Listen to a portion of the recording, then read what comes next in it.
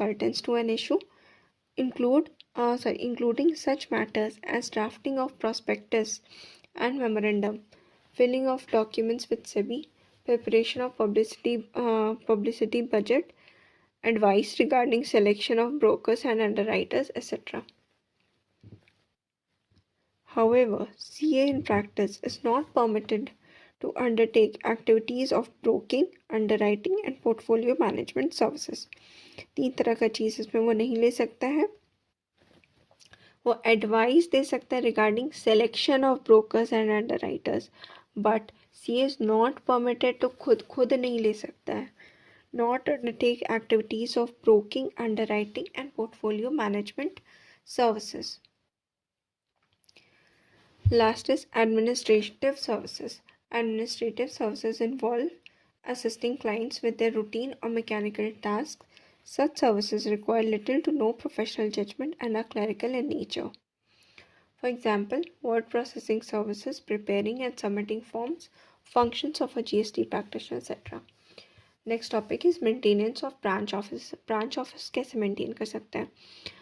If a CA in practice or CA firm has more than one office in India, each one of such offices should be in a separate charge of member of the institute. अगर एक CA in practice का एक से ज़्यादा firm है India में, तो हर office में, हर फर्म में एक मेंबर ऑफ इंस्टीट्यूट होना चाहिए जो उसका इंचार्ज हो. ठीक है. Failure on the part of member of firm would constitute professional misconduct.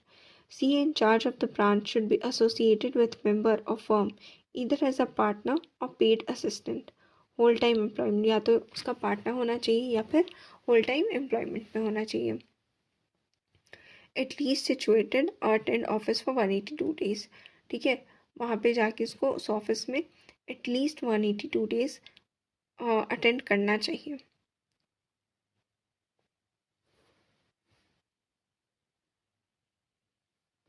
अब ऐसे कौन से केसेस में है जहाँ वो सेपरेट CA इंचार्ज नहीं भी रखे तो भी चल जाएगा.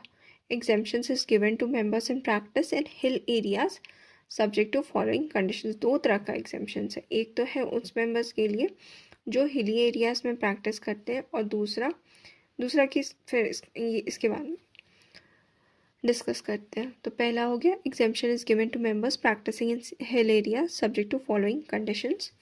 It is allowed to open temporary office in a city in plains for maximum 3 months in a year. ठीक है, जो हिली एरियाज़ में है वो मैक्सिमम 3 मंथ्स के लिए प्लेन एरिया में आके प्रैक्टिस कर सकते हैं. Now regular office need not be close during this period. जो